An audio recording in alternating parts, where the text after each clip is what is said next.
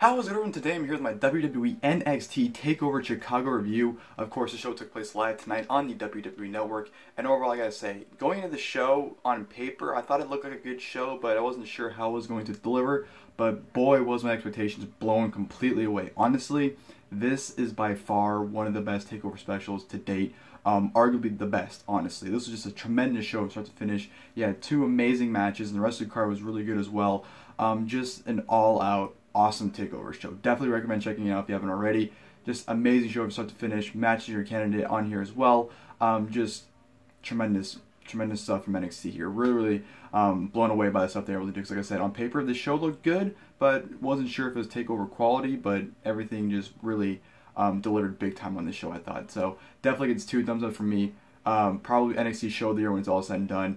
Because I just don't see it being topped, honestly. But yeah, tremendous stuff from NXT. Really glad I was able to watch it live, because usually I work on Saturdays, so I don't really get to watch takeovers live, but I conveniently had today off, so it worked out in its favor, and it was an amazing show, so it's a win-win. But the show opened up with Roderick versus Eric Young, which I thought was a pretty solid opener here. Roderick actually attacked Killian Dane as well as Alexander Wolf before the match started, so he took him out trying to isolate himself and Eric Young one-on-one. And this was a good, solid match. Roddy had some nice offense at the beginning of it, and then of course, the number game eventually caught up with Roddy. Killian Dane pretty much sideswiped the hell out of Roddy on the outside, which would take Eric Young in control for the majority of the match. Following Eric Young, just putting him in different, various submission holds, targeting certain limbs on Roddy, putting him in chin locks, just different kind of holds. Eric Young would put Roddy in, and anytime Roddy would try to get any kind of offense, and the number game would once again go against him, and of course, Killian Dane or Alexander Wolf would, factor in, and then Eric Young would once again retake the match. So it was good storytelling. The crowd was mildly behind Roderick Strong. I'm really enjoying the progression of Roddy. The crowd's really getting behind him. He's really getting over. So I'm really happy the direction Roderick Strong's going in. And this is a good, solid opening match. Roderick Strong even took a wheelbarrow suplex on the outside, or wheelbarrow neckbreaker, sorry, on the outside, which looked absolutely painful for Roddy to take. But Roddy was able to get some offense, and towards the end, he ended up hitting a really high running knee when Eric Young was going up top. Eric Young fell on the outside onto Killian Dane and Alexander Wolf. Sorry if I'm stumbling on my words. If you guys know me in my past videos, I state that when I'm really excited talking about something, I kind of get excited and not know how to get words out of my mouth, so that's why I stumble upon my words sometimes. I'm just talking really fast about things. I'm just getting excited thinking about it, so apologize for that. But Eric Young goes sent to the outside, takes out Sanity, gets back in the ring. Roddy hits a huge running knee, followed by the end of Heartache finally being shown on NXT TV. He's hit it at the house show I went to NXT back in October. I don't think he's hit it since, so to see him hit it on NXT TV finally was awesome. And of course, he gets the win.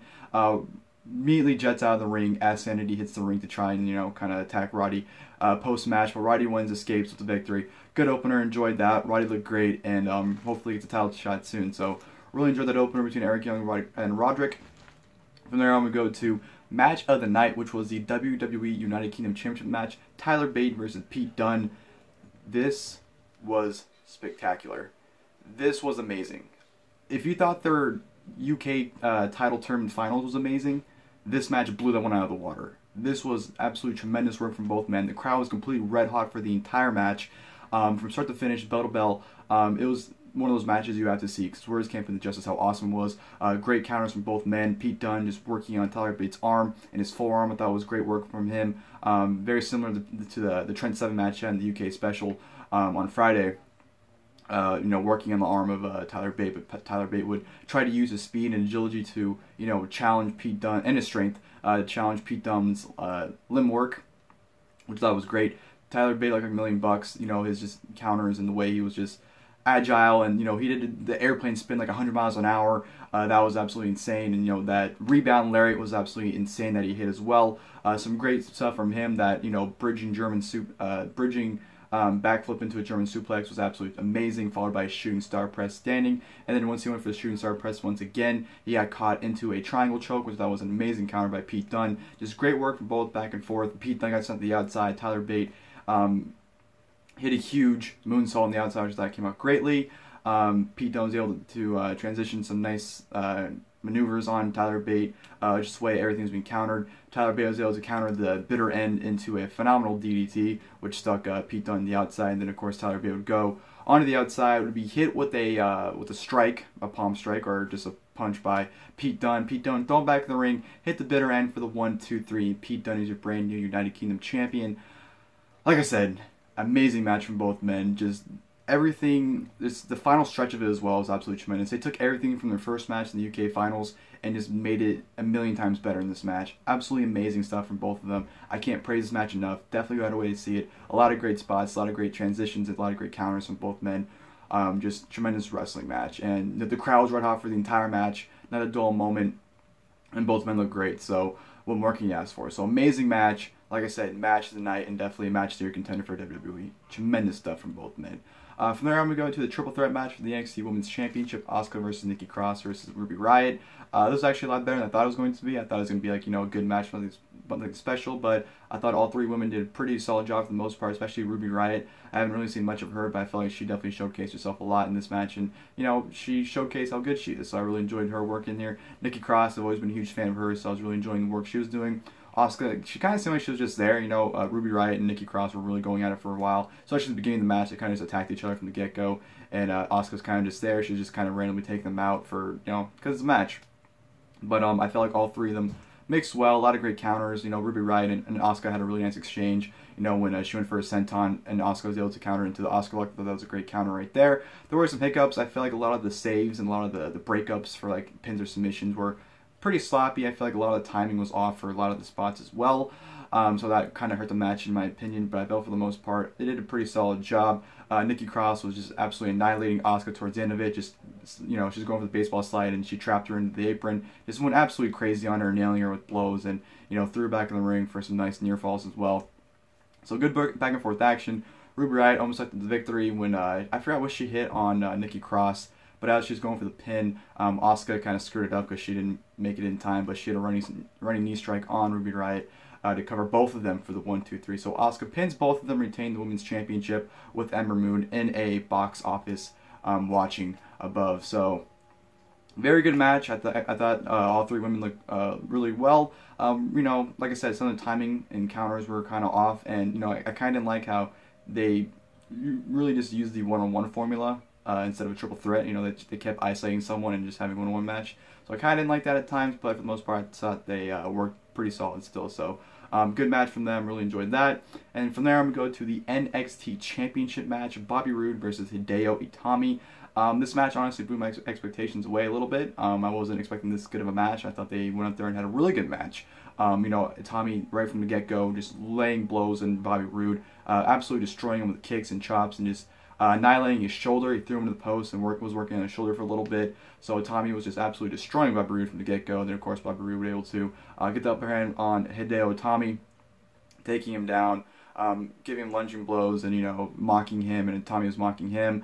I thought they just went out there and meshed well and put on a very good match. Bobby Roode, was kind of getting his ass kicked majority of the match, honestly. It seemed like Itami was just absolutely out there for blood. He was laying every hard strike he possibly can on Roode, and Roode was kind of just taking it. So I'm not going to lie, Bobby Roode kind of came off like a little bitch in this match, the way he was just taking the abuse from Hideo Itami. So that was pretty entertaining to see. But, yeah, of course, Itami teased the GTS for the entire match, went for it a handful of times. Bobby Roode would always counter it. He actually countered one GTS into the Glorious DDT, which Hideo Itami actually kicked out of, so that was a nice near fall right there. The end stretch of this match was great. I feel like the crowd was really hot into it. I feel like they're doing a lot of great things. Hideo Itami just absolutely hulking up and just, throwing strikes left and right on Bobby Roode. They went on the outside where they both got thrown to the post, or not the post, they both got thrown into the steps on the outside. Of course, Itami throwing Roode shoulder in the injured shoulder into the post, and of course went for a drop kick, but Roode got out of the way, and Hideo Itami just absolutely ate shit right there. Once they got back in the ring, they just started going at it some more. Hideo Itami actually eventually ends up hitting the GTS on Bobby Roode, but Bobby Roode smart, rolls out of the ring, so Hideo Itami can't cover him. By the time Itami gets back in the ring, covers him, Roode kicks out.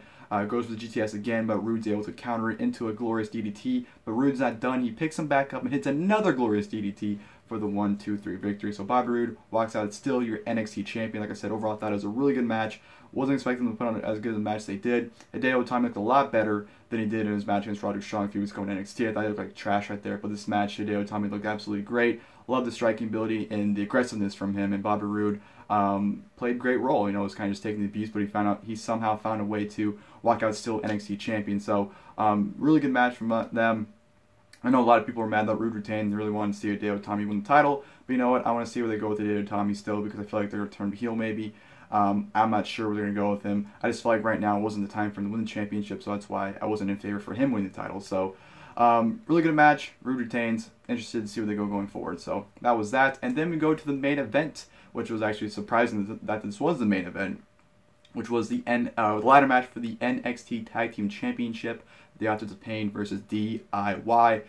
This was an awesome main event. I felt like the storytelling, the spots, and everything there, you know, the combination of the styles meshed well and definitely delivered big time. Definitely deserving to be in the main event. I felt like DIY did their absolute best to make the Authors of Pain look like complete and utter beast.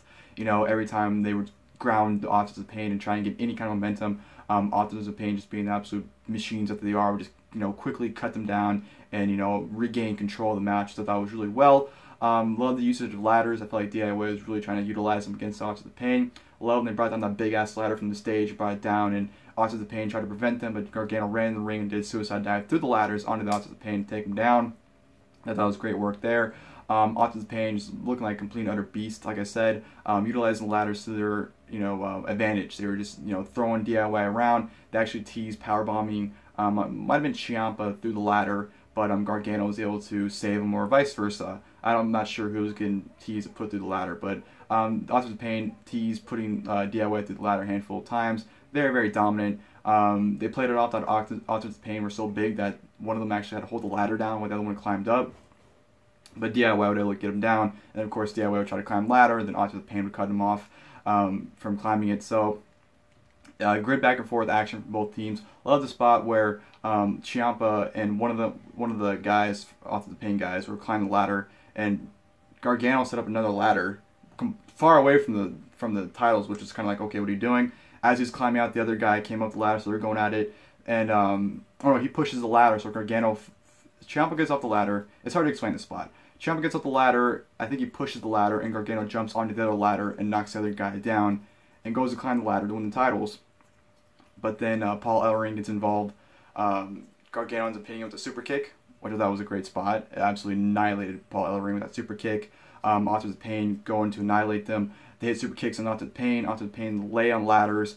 Gargano and Ciampa do simultaneous dives, or frog splashes, sorry, onto them, but they kind of overshot them, so they kind of completely missed. Ciampa hit whoever he was landing on, but Gargano completely overshot his target and just ate shit completely. So that was dangerous spots for Gargano and Ciampa, because they definitely ate shit there. Love the unionship between Gargano and Ciampa. Ciampa was about to get killed with the ladders by Authors of Pain. They took ladders, were going to rail him in the face, but Gargano shoved him out of the way and ate the bullet for Ciampa. So that was great unionship from them right there. Just a lot of great stuff happened in this match, guys. The storytelling was amazing with Gargano and Ciampa. They definitely made this match what it was, and I can't put this match over enough. Tremendous stuff from both teams. Gargano and Ciampa, one of the best tag teams, spoiler alert, one of the best tag teams in WWE today, and yeah, great unionship from both guys. Love the ending where Gargano and Ciampa are climbing the ladder, so they got to be victorious. Ciampa even gives one of them a German suplex through a ladder, which was an insane spot right there, with Ciampa German suplex one of the Authors of Pain through the ladder. That was absolutely crazy. Gargano's getting the title, so is Ciampa, but of course, you know, Authors of Pain being the beasts that they are, get back in the ring, grab them, power bomb them, hit the super collider, and then climb the ladders to retain the championship. So Authors of Pain retain the tag team titles. Kind of disappointed because, you know, the way the story was going in the match and the way the crowd was reacting, you couldn't help but cheer for DIY to win the tag team titles back. But when it didn't happen, Authors of Pain became even more heels than they already were. So they got tremendous heat for retaining the tag team titles, and that was that. And then you thought Gargano and Ciampa were just, you know, saying thank you and farewell, and the show was going off the air. But before you know it, Ciampa finally, or Ciampa, I always call him Ciampa. It's Ciampa. Turns on Gargano. The turn that people are predicting for better part of like 9 months. People have been predicting that Ciampa is going to turn on Gargano. Finally happens. Just absolutely eviscerates Gargano, throwing him around, hitting, just putting him through the announce table, throwing him around and running knee strikes. Just absolutely destroys Gargano, and just the turn was perfectly executed in my opinion. That's how you execute a heel turn and it made Ciampa look like the biggest asshole in the world, and it made you love Johnny Gargano even more, especially the way Gargano's face was selling the turn. You couldn't help but want to share a tear for him. It was a tremendous turn right there. So, awesome match, amazing heel turn by Ciampa afterwards. And yeah, that'll do it for TakeOver Chicago. Like I said, amazing TakeOver. I thought this was an awesome show from start to finish. Match of the Year candidate, followed by an amazing main event, and the rest of the card was really good as well. So I was blown away by this card. I really didn't think it would be like as nearly as good as it was going to be, and it was. So very happy how the show came out. Like I said, definitely probably gonna be TakeOver of the year, honestly, when it's all said and done. But we'll see. We still got 7 months left of the year, so we'll see how the other takeovers fare. But I hope you guys enjoyed the video. If you guys did, please like below. If you guys would like, please in the comment section below leave your guys' thoughts on TakeOver Chicago, what you guys thought about it, if you were impressed, if you liked it, if you didn't like it, whatever TakeOver Chicago related, please feel free to leave your guys' comments in the comment section below. And as always, I'll tell my Backlash review for tomorrow night. I'll see you guys then. Thank you guys for watching the video.